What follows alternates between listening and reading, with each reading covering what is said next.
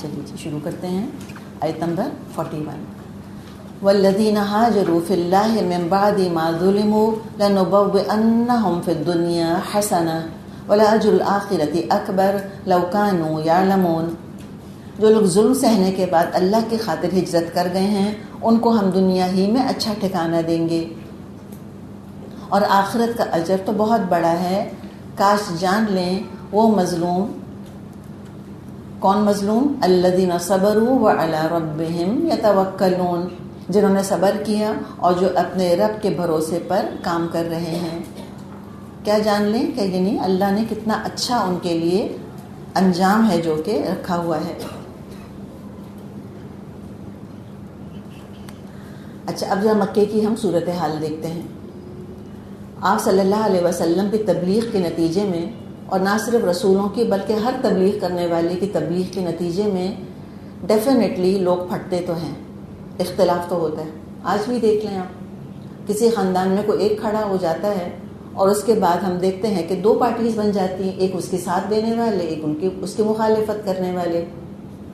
تو مکے میں آپ امیجن کریں کہ جب مبلغ اکبر، جب اللہ کے رسول صلی اللہ علیہ وسلم کھڑے ہوئے ہوں گے تو کتنی انٹینسٹی ہوگی، کس انٹینسٹی کے ساتھ لوگوں نے آپ کو مانا اور آپ کا ساتھ دیا. اور جتنی انٹینسٹی کے ساتھ، شدت کے ساتھ ساتھ دینے والے وفادار ہوتے ہیں اتنی ہی شدت کی مخالفت ہوتی ہے. جتنی قوت کے ساتھ حق پیش کیا جاتا ہے اتنی قوت کے ساتھ اس کی مخالفت بھی ہوتی ہے. لوکوام حق پیش کیا جاتا ہے، لوکوام مخالفت ہوتی ہے. تو آپ مجھے بتائیں کہ رسول سے بڑھ کر قوت کے ساتھ کون حق پیش کرتا ہوگا؟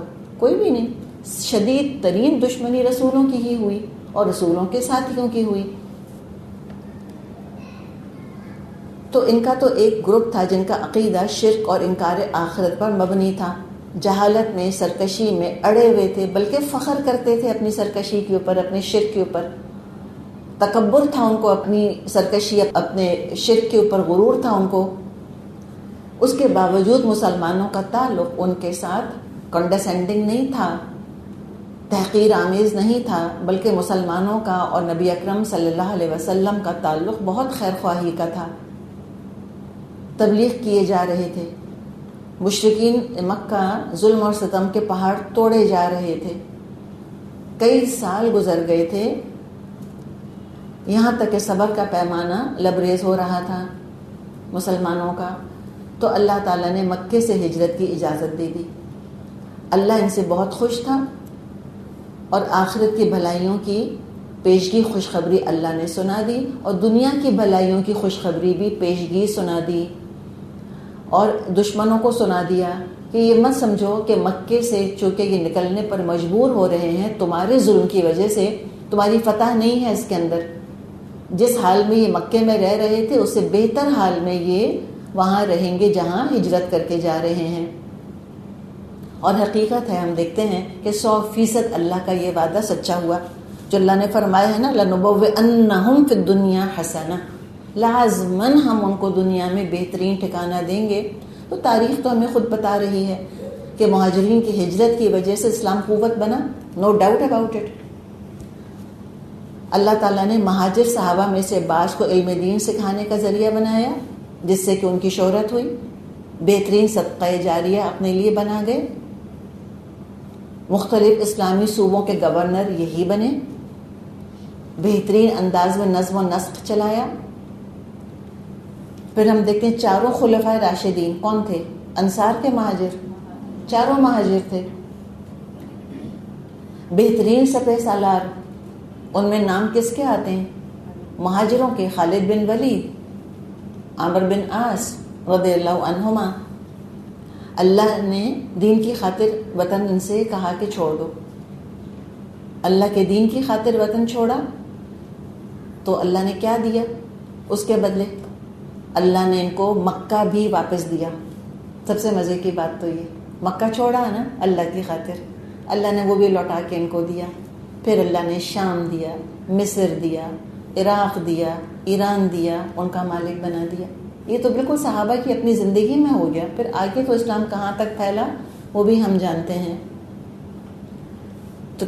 100% ہمارے رب کی بات تو سچی ہوئی ظاہر ہے. ومن اصدق من اللہ قیلا، اللہ سے بڑھ کے سچا کون ہوگا؟ تو میرے اور آپ کے لیے کیا سبق ہے کہ جب اللہ کے وعدے ماضی میں سچے ہو چکے تو اللہ کے جو وعدے میرے ساتھ ہیں جن کا تعلق مستقبل سے ہے وہ بھی سچے ہی ہوں گے. تو میں کیوں گھبراؤں مشکلات سے، میں کیوں گھبراؤں پریشانیوں سے؟ دور ہو جائیں گی انشاءاللہ، اللہ خیر کرے گا. لو کانوا یعلمون، کاش کہ یہ جانتے.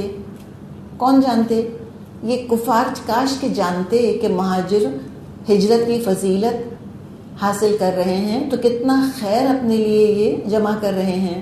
اور خود مہاجر بھی اگر جان لے کہ ہجرت کر کے ہمیں کتنا کچھ ملے گا تو وہ خوش ہو جائیں. ہجرت کرنا آسان کام ہے؟ بتائیں، کوئی آسان کام نہیں، بہت مشکل کام. اور ہجرت کا آپ اندازہ یہ لگائیے کہ اس زمانے میں کسی کو بڑی سخت سزا دینی ہوتی تھی تو اس کو ایگزائل کر دیا جاتا تھا، ملک بدر کر دیا جاتا تھا، جلا وطن کر دیا جاتا تھا کہ اجنبی جگہ چلے جاؤ، اجنبی ماحول، اجنبی زبان، اجنبی کلچر، کوئی تمہارا حال پوچھنے والا نہیں، کوئی قبیلہ نہیں، کوئی خاندان نہیں. تو یہ ہجرت کیا تھی؟ Self exile. خود اپنے آپ کو ایگزائل میں ڈال دیا انہوں نے. کس کی خاطر؟ صرف اللہ کے لیے. That's it. تو اللہ نے کیا کیا فضیلتیں مہاجروں کے لیے رکھی ہیں، مہاجر جان لیں تو خوش ہو جائیں. اور جو لوگ ایسے ہیں جو ہجرت کرتے ہوئے ہچکچا رہے ہیں اور ہجرت کی تکلیفوں سے اور مشکلات سے پریشان ہو رہے ہیں، وہ بھی اپنی ہمت کس لیں. تو مہاجر صرف وہ نہیں ہوتا جو ایک خطہ چھوڑ دے، کوئی جغرافیکل لوکیشن چھوڑ دے. میں اور آپ بھی تو مہاجر ہیں. اس وقت آپ عارضی مہاجر ہیں کہ نہیں ہیں؟ کیا چھوڑ کر آئی ہیں؟ گھر چھوڑ کر آئی ہیں. بالکل آپ بھی مہاجر ہیں. الحمدللہ میں بھی مہاجر ہوں. چلے انگلی کٹا کر ہی صحیح شہیدوں میں شامل تو ہو جائیں کسی نہ کسی طرح. تو اگر یہ مہاجر جان لے کہ اللہ کی خاطر نکلنے میں، اللہ کی خاطر چھوڑنے میں کیا کچھ اللہ نے خیر میرے لیے رکھی ہے، تو سب کی ہمت جو ہے وہ بندھ جائے. کافر اگر جان لیں کہ اللہ نے کتنا بہترین صلہ بلال کے لیے، مصعب کے لیے، عمار کے لیے تیار کر رکھا ہے، تو اتنا بدترین سلوک نہ کریں ان کے ساتھ، بلکہ بڑی عزت کریں، بلکہ خود بھی ایمان لائیں. یہ کریں وہ تو. اور کیا خوبیاں ہیں دو ان کے اندر ہجرت کرنے والوں میں؟ صبر اور توکل. یہ دو خوبیاں ہیں جن سے کہ وہ طاقت، ہمت اور جرت حاصل کرتے ہیں. مشکلات پر واویلا نہیں مچاتے، مایوس نہیں ہوتے، اور اللہ پر توکل کرتے ہیں. یعنی صبر کیا ہوتا ہے؟ جو ماضی اور حال میں ہو رہا ہے اس پہ صبر کیا جاتا ہے، جو ماضی میں ہو چکا اور جو حال میں ہو رہا ہے. اور توکل کا تعلق obviously کس سے ہے؟ مستقبل سے ہے. مستقبل کے اندیشوں کو حواسوں پہ سوار نہیں ہونے دیتے. مستقبل کے اندیشوں کو حواس پہ نہیں سوار کرتے. کہاں رہیں گے، کیا کھائیں گے، بچوں کا کیا ہوگا، کون خیال کرے گا ہمارا، شادیاں کہاں ہوں گی بچوں کی، خاندان تو سارا مکے میں رہ گیا، اب کیا ہوگا. نہیں، سب اللہ کے حوالے کہ جو ہوگا اچھا ہوگا. تو اگر کوئی وسوسہ آئے دماغ میں، شیطان کو یہ پریشانی ڈالے کہ تم جو یہ نیکی کر رہی ہو نا اس کا انجام بہت برا ہوگا، اور یہ شیطان ڈالتا ہے وسوسہ کہ تم نے یہ جو طریقہ بدلا ہے نا اپنا، تم جو یہ ہجرت کر رہی ہو، تم نے بدعات چھوڑ دیں، تم نے رسومات چھوڑ دیں، تم نے بری عادتیں چھوڑ دیں، تم نے گناہ چھوڑ دیے، اب دیکھنا کتنی شامت آئے گی تمہاری. تو پھر کیا کرنا ہے مجھے اور آپ کو؟ اللہ پہ توکل کہ اللہ کرے گا تو خیر ہی خیر ہوگا انشاءاللہ، کوئی خرابی نہیں ہوگی. آگے فرمایا وَمَا أَرْسَلْنَا مِن قَبْلِكَ إِلَّا رِجَالًا نُوحِي إِلَيْهِمْ فَاسْأَلُوا أَهْلَ الذِّكْرِ إِن كُنتُمْ لَا تَعْلَمُونَ بِالْبَيِّنَاتِ وَالزُّبُرِ وَأَنزَلْنَا إِلَيْكَ الذِّكْرَ لِتُبَيِّنَ لِلنَّاسِ مَا نُزِّلَ إِلَيْهِمْ وَلَعَلَّهُمْ يَتَفَكَّرُونَ. اے محمد صلی اللہ علیہ وسلم، ہم نے آپ سے پہلے بھی کبھی کوئی رسول بھیجا تو مرد ہی کو بھیجا. ہم نے آپ سے پہلے جب رسول بھیجے تو آدمی ہی بھیجے، مرد ہی بھیجے، جن کی طرف ہم اپنے پیغامات وحی کیا کرتے تھے. اہل ذکر سے پوچھ لیجئے اگر تم لوگ خود نہیں جانتے. پچھلے رسولوں کو بھی ہم نے روشن نشانیاں اور کتابیں دے کر بھیجا تھا، اور اب یہ ذکر تم پر نازل کیا ہے تاکہ تم لوگوں کے سامنے اس تعلیم کی تشریح اور توضیح کرتے جاؤ جو ان کے لیے اتاری گئی ہے، اور تاکہ لوگ خود بھی غور و فکر کریں۔ تو 2 آیات ہم نے دیکھی جو کہ وہ کنیکٹڈ ہیں آپس میں۔ اچھا جی، پہلی بات کیا آ رہی ہے کہ اللہ نے رسول بھیجے، کس سے؟ من قبلک، آپ صلی اللہ علیہ وسلم سے پہلے۔ اگر آپ سے کوئی ختم نبوت کی دلیل مانگتا ہے تو بے شمار دلائل ہیں۔ جب بھی قرآن میں رسولوں کا ذکر آئے گا اور نبی اکرم صلی اللہ علیہ وسلم سے خطاب کیا جا رہا ہوگا، ہمیشہ من قبلک آئے گا، من بعدک تو کبھی بھی نہیں آتا کہ ہم نے رسول بھیجے آپ سے پہلے اور آپ کے بعد بھی ہم رسول بھیجیں گے، نیور۔ جب بھی آپ صلی اللہ علیہ وسلم کا ذکر آئے گا ہمیشہ آئے گا کہ آپ سے پہلے ہم نے رسول بھیجے۔ ہر رسول کی ذمہ داری ہوتی تھی کہ آگے آنے والے رسول کے بارے میں اپنی قوم کو بتا کے جائے کہ اگلا رسول آئے گا۔ موسیٰ علیہ السلام نے اگلے رسول کا بتایا تھا، عیسیٰ علیہ السلام نے اگلے رسول کا بتایا تھا، لیکن آپ صلی اللہ علیہ وسلم کے زمن میں کسی اگلے رسول کا ذکر ہی نہیں، قرآن خاموش ہے، بات کا ذکر ہی نہیں کرتا قبل۔ ایک تو یہ بات، دوسری بات کیا کہ جب بھی اللہ تعالیٰ نے رسول بھیجے انسان ہی بھیجے، فرشتے تو کبھی بھی نہیں بھیجے۔ یہ کس کا جواب دیا جا رہا ہے؟ کفار مکہ کے اعتراضات کا کہ اللہ کو بھیجنا تھا تو انسان کیوں بھیجا، فرشتہ کیوں نہیں بھیجا؟ تو کہا کہ بھئی ہمیشہ انسان بھیجیں، پہلی دفعہ تو نہیں ہوا، تم اتنا حیران ہو رہے ہو، جا کے تم پوچھ لو اہل ذکر سے۔ اہل ذکر کون ہے؟ اہل کتاب، یعنی یہود و نصارہ۔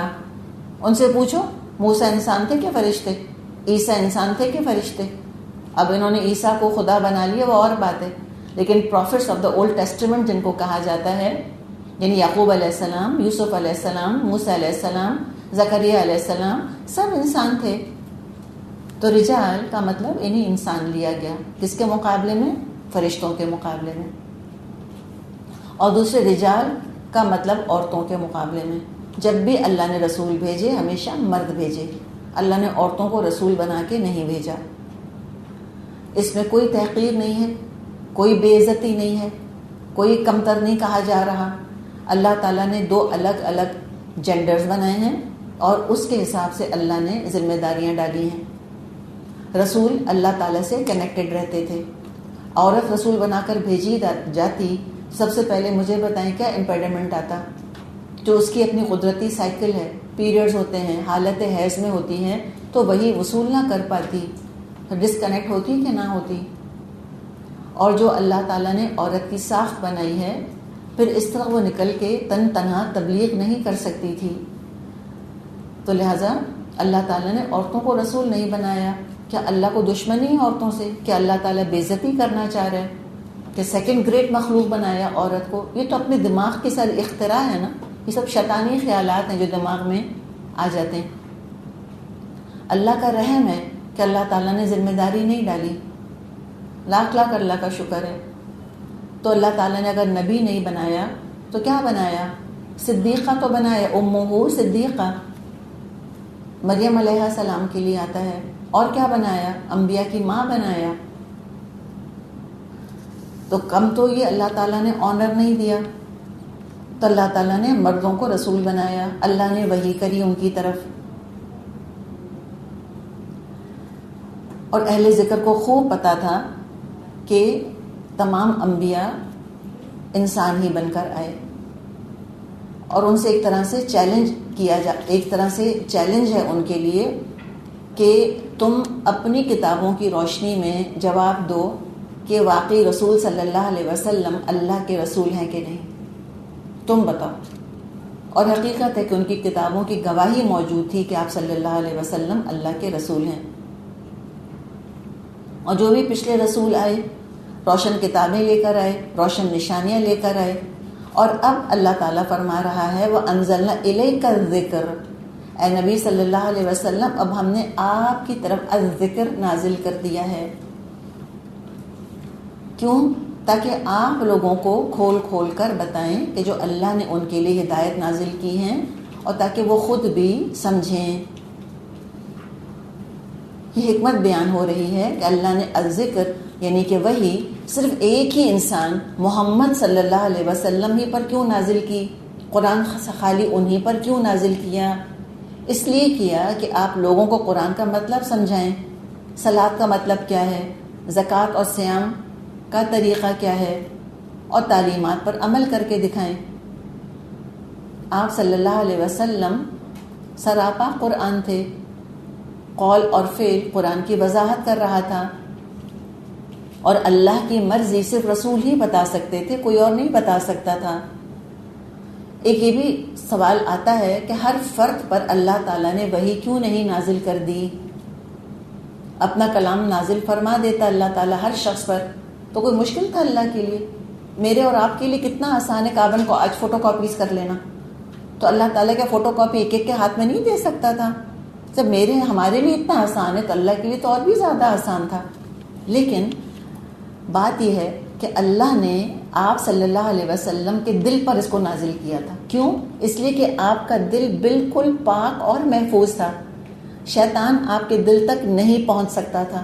باقاعدہ آپ کے دل کو پیوریفائی کرایا تھا اللہ تعالیٰ نے جبریل علیہ السلام کے ذریعے سے، جو احادیث میں موضوع ہم کو ملتا ہے کہ جبریل علیہ السلام آئے تھے، آپ کا سینہ چیرا تھا، آپ کا دل نکالا تھا، اس میں سے ایک کالا ٹکڑا نکال کے باہر پھینکا تھا اور کہا تھا کہ یہ شیطان کا حصہ ہے، زمزم سے اس کو دھویا تھا، پھر دوبارہ اپنی جگہ رکھ دیا تھا اور آپ کا سینہ سی دیا تھا۔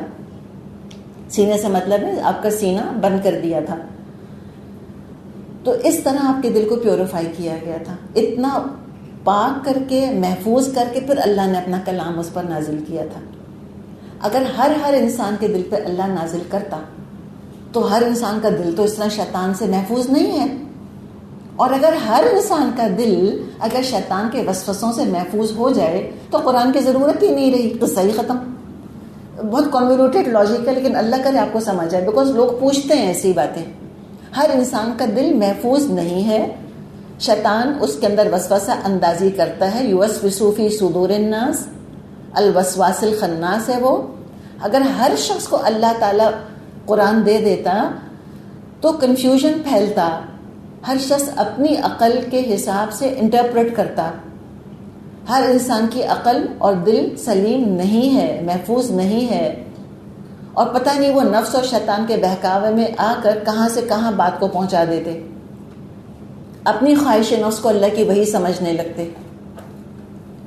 تو اللہ تعالیٰ نے جب اپنے کلام کی حفاظت کی ذمہ داری لی، کہاں آتا ہے یہ؟ سورہ حجر میں پڑھا تھا ہم نے، اِنَّا نَحْنُ نَزَّلْنَا الذِّكْرَ وَإِنَّ لَهُ لَحَافِظُونَ، ہم نے اس کلام کو نازل کیا، ہم اس کی حفاظت کریں گے۔ تو کلام کی حفاظت کی ذمہ داری اللہ نے لی، تو اس ہستی کی حفاظت کی ذمہ داری بھی اللہ نے لی جس پر کلام نازل کیا۔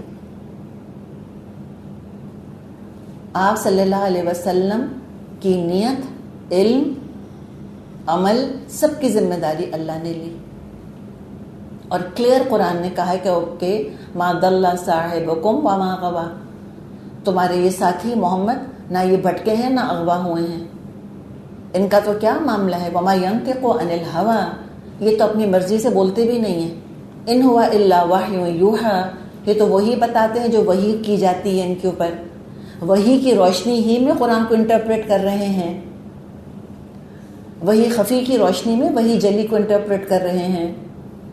تو اللہ تعالیٰ نے انبیاء کی عصمت کا خاص انتظام کیا تھا، اسپیشل پروٹیکشن ان کو حاصل ہوتی تھی، ان سے گناہ نہیں ہوتے تھے۔ انسانی کلام کو سمجھنے کے لیے انسانوں کی لکھی ہوئی ڈکشنریز ہوتی ہیں، لغات ہوتی ہیں۔ اللہ کے کلام کو سمجھنے کے لیے ہیومن ڈکشنری، اللہ کے رسول وہی بتائیں گے کہ اس لفظ کا کیا مطلب ہے، اس حکم پر عمل کیسے ہوگا، کوئی نہیں بتا سکتا۔ ابو داؤد میں حدیث ہے، آپ صلی اللہ علیہ وسلم نے فرمایا، الا آگاہ ہو جاؤ، انی اوتیت الکتاب ومثلہ معہ، میں کتاب دیا گیا ہوں اور کتاب جیسے ہی ایک اور بھی چیز۔ آگاہ ہو جاؤ، ان قریب ایک پیٹ بھرا ہوا آدمی شاندار بستر پر بیٹھا ہوا یہ کہے گا، اس قرآن کو لازم پکڑ لو، جو اس میں حلال پاؤ اس کو حلال سمجھو، اور جس میں حرام پاؤ اس کو حرام سمجھو۔ سن لو بے شک جو اللہ کے رسول نے حرام کیا وہ اسی طرح ہے جیسے اللہ نے حرام کیا. یاد رکھو تمہارے لیے گھریلو گدھے کا گوشت حلال نہیں، اور نہ درندوں میں سے کچلی والا، اور نہ کسی ذمی کافر کی گری ہوئی چیز الا یہ کہ اس کے مالک کو اس کی ضرورت نہ رہے. یعنی آپ نے بتایا کہ قرآن میں نہیں لکھا ہوا کہ پالتو گدھا حرام ہے، میں بتا رہا ہوں تم کو حرام ہے، اور ایسا ہی حرام ہے جیسا کہ سور حرام ہے. خنزیر کو اللہ نے حرام کیا، اور اللہ تعالیٰ نے جو کچھ اور چیزیں حرام کی ہیں اس میں بتا رہا ہوں تم کو کہ درندے بھی اللہ نے حرام کیے. قرآن میں نازل نہیں ہوا، اللہ میرے ذریعے سے بتا رہا ہے تم کو.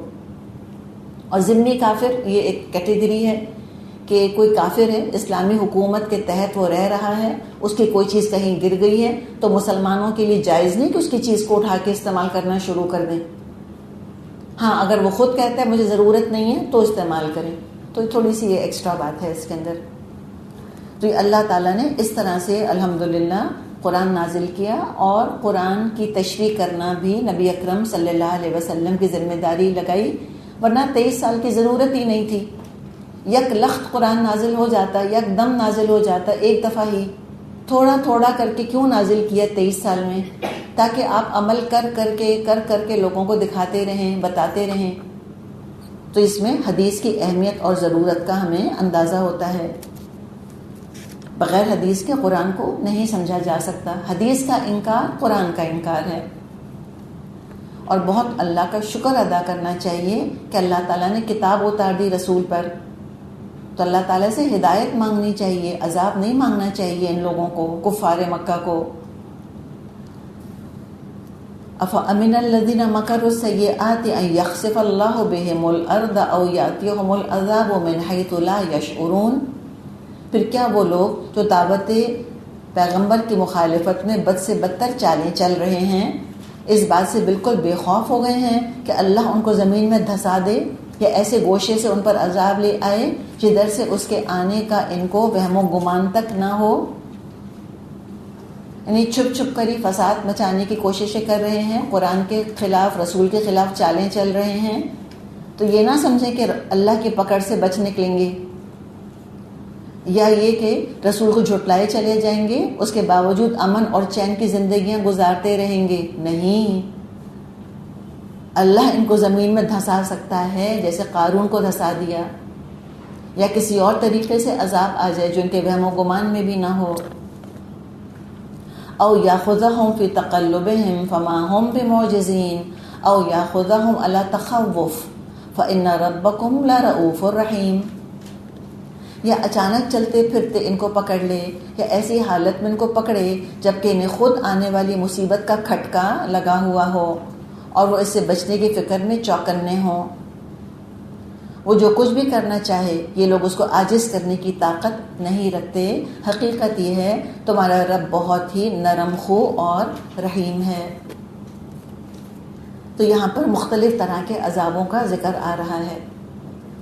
ایک تو کیا تھا کہ اللہ زمین میں دھسا دے، یا کسی ایسی سمت سے عذاب لے آئے جس کا کہ ان کو اندازہ ہی نہ ہو، یا کیا، یا یہ کہ زندگی کے ہنگاموں میں، مصروفیات میں، روٹین کے کاموں میں مصروف ہوں، اچانک اللہ ان کو اچک لے اور اس کی گرفت سے یہ نہ بچ سکیں.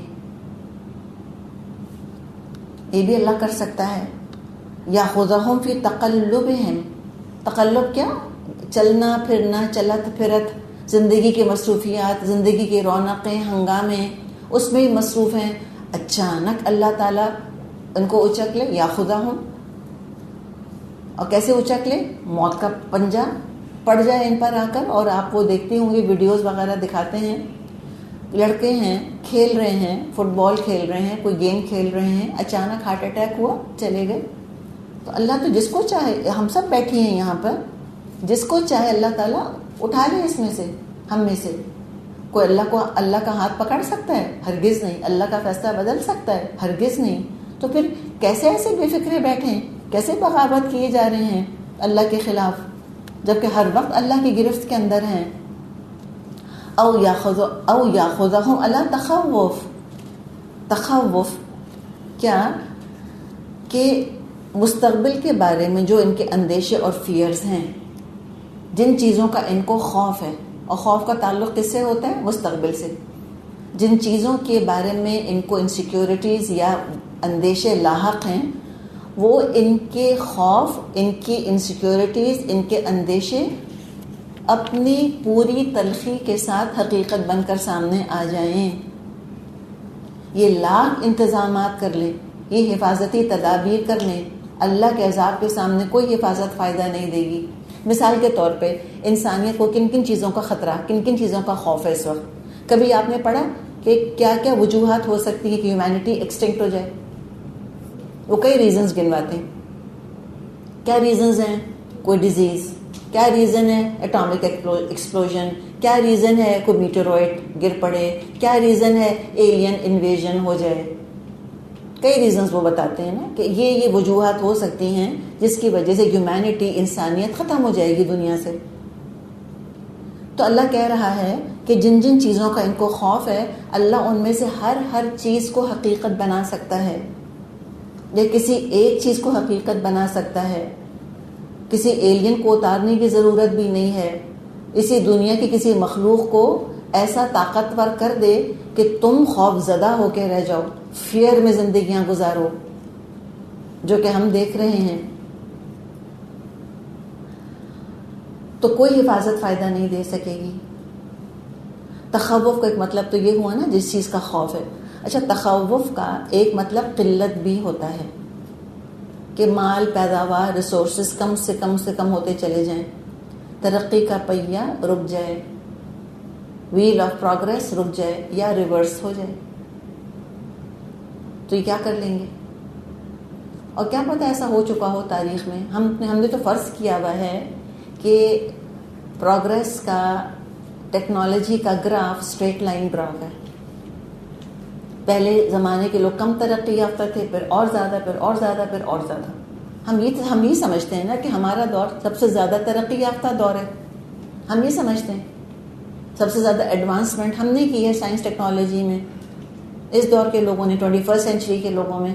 وی ڈونٹ نو، ہمیں نہیں پتا. کیا پتا کتنی دفعہ قوموں نے بہت ترقی کر لی ہو لیکن پھر تخوف کا شکار ہو گئے ہوں، پھر ان کا پہیہ الٹا چلنا شروع ہو گیا ہو، اور پھر اللہ تعالیٰ نے تباہ کر دیا. قرآن میں کہا ہے نا اللہ نے، کتنی ہی بستیوں کو اللہ نے ہلاک کر دیا. تم کو تو نام بھی نہیں پتا ان کا، ان کے تو آثار بھی موجود نہیں ہیں. We really don't know. اور کچھ جو آثار قدیمہ نکل رہے ہیں، کچھ جو چیزیں ڈسکور ہو رہی ہیں، وہ سائنسدانوں کو حیران کر رہی ہیں. ان کو آج تک سمجھ نہیں آتا کہ اہرام مصر کیسے کنسٹرکٹ کیے گئے. وہ جو آپ نے اگر اسٹون ہینج کے بارے میں پڑھا، وہ جو انگلینڈ کے اندر ہے، اتنے جائنٹ سائز پتھر کسی نے لا کے رکھ دی، ان کو نہیں سمجھ آتا کہ کہاں سے آ گئے. اور بہت سے ایسے فنامنا دنیا کے اندر ہے جن کا کوئی سائنٹیفک ایکسپلینیشن نہیں ہے. ان کو سمجھ نہیں آتے کون سی ٹیکنالوجی ہے جو انہوں نے استعمال کری تھی، جو آج ہمارے پاس ایسی ٹیکنالوجی بمشکل موجود ہے. تو اللہ تعالیٰ کچھ بھی کر سکتا ہے. اللہ تمہاری ساری ترقی کو پیچھے لے جا سکتا ہے. اللہ چاہے اٹھا کر تم کو اسٹون ایج میں پھینک دے لے جا کر، تم کچھ نہیں کر سکتے. لیکن اللہ بڑا مہربان ہے. اللہ سمجھاتا ہے، اپنی باقی مخلوقات کی طرف توجہ دلاتا ہے کہ ان کو دیکھو، سبق حاصل کرو، کیسے اللہ کے آگے جھکتے ہیں اور سجدے کرتے ہیں. تو تم کیوں اکڑے کھڑے ہو آخر؟ اور کس چیز کی مثال دی اللہ تعالیٰ نے؟ سائے کی. کہا دیکھو، اولم یرو، کیا یہ دیکھتے نہیں؟ الی ما خلق اللہ من شیء یتفیأ ظلالہ عن الیمین والشمائل سجدا للہ وہم داخرون. کہ یہ لوگ اللہ کی پیدا کی ہوئی کسی چیز کو دیکھتے نہیں کہ اس کا سایہ کس طرح اللہ کے حضور سجدہ کرتے ہوئے دائیں اور بائیں گرتا ہے. وَلِلَّهِ يَسْجُدُ مَا فِي السَّمَاوَاتِ وَمَا فِي الْأَرْضِ مِن دَابَّةٍ وَالْمَلَائِكَةُ وَهُمْ لَا يَسْتَكْبِرُونَ. سب کے سب اس طرح اظہار عجز کر رہے ہیں. زمین اور آسمانوں میں جس قدر جاندار مخلوقات ہیں اور جتنے ملائکہ ہیں، سب اللہ کے آگے سربہ سجود ہیں اور وہ ہرگز سرکشی نہیں کرتے. يَخَافُونَ رَبَّهُم مِّن فَوْقِهِمْ وَيَفْعَلُونَ مَا يُؤْمَرُونَ. اپنے رب سے جو ان کے اوپر ہے ڈرتے ہیں اور جو کچھ حکم دیا جاتا ہے اسی کے مطابق کام کرتے ہیں.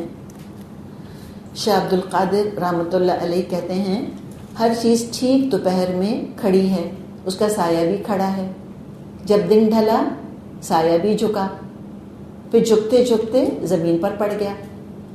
جیسے نماز میں قیام سے رکوع اور رکوع سے سجدہ، اسی طرح ہر چیز اپنے سائے سے نماز پڑھتی ہے. کتنی خوبصورت تعبیر ہے. دیکھیں، کھڑا ہوتا ہے سایہ، پھر جھکتا ہے، پھر بالکل لمبا ہو جاتا ہے زمین کے اوپر. تو یہ کہتے ہیں کہ ہر چیز اپنے سائے سے نماز پڑھ رہی ہے. اور یہ قرآن نے سورہ بنی اسرائیل میں یہ کہا ہے کہ تمام مخلوقات اپنی نماز اپنی تسبیح جانتی ہیں، لیکن تم نہیں سمجھ سکتے ان کی نماز اور ان کی تسبیح کیسی ہوتی ہے. تو زمین کی چیزوں کا ذکر کیا، پھر آسمان کی مخلوقات کا ذکر کیا، اور پھر زمین کی مخلوقات کا بھی پہلے ذکر کیا. فرشتوں کا ذکر فرمایا کہ سب اللہ کو سجدہ کرتے ہیں، ذرا تکبر نہیں کرتے، رب کا خوف رکھتے ہیں اور اسی کے فرما بردار ہیں. بخاری میں روایت ہے، عمر بن خطاب رضی اللہ عنہ کا ایک عمل بیان کیا گیا ہے اس حدیث کے اندر، اس روایت میں، کہ خطبہ دے رہے تھے جمعے کے دن عمر رضی اللہ عنہ، اور سورہ نحل انہوں نے پڑھی تھی خطبہ جمعہ میں. سجدے کا مقام آیا، یہ سجدہ ہے نا یہاں پر آیت نمبر 50 پہ، یفعلون ما یؤمرون. تو سجدے کا مقام آیا تو عمر رضی اللہ عنہ ممبر سے اترے اور سجدہ کیا، اور لوگوں نے بھی سجدہ کیا. اگلا جمعہ آیا، پھر انہوں نے وہی صورت پڑھی، کون سی؟ نحل. اور کون سی آیات پڑھی؟ وہی جو پچھلے جمعے کو پڑھی تھی، جو کہ سجدے والی آیات ہیں. اور فرمایا لوگوں، ہم سجدے کی آیت پڑھتے ہیں تو جس نے سجدہ کیا اس نے درست کیا، اور جس نے سجدہ نہیں کیا اس پر کوئی گناہ نہیں. اور عمر رضی اللہ عنہ نے سجدہ نہیں کیا. ٹھیک ہے، تو یہ سجدہ کرنا فرض نہیں ہے، کر لیں تو اچھا ہے، اور نہیں کریں تو بھی کوئی بات نہیں، لیکن جہاں تک ممکن ہو کر لینا چاہیے. لیکن بعض جگہ ایسے انسان، جیسے یہاں ہم بیٹھے ہوتے ہیں، یہاں ممکن نہیں ہوتا کہ سارے اٹھیں اور سجدہ کریں، تو نہ کریں تو کوئی حرج بھی نہیں ہے، اور جتنا کر سکتے ہیں کر لیں. سجدہ بیسکلی کیا ہے؟ جھک جانا. تو اگر رکوع بھی کر لیتا ہے انسان، تھوڑا سر بھی جھکا دیتا ہے، وہ بھی سجدہ ہی شمار کیا جائے گا.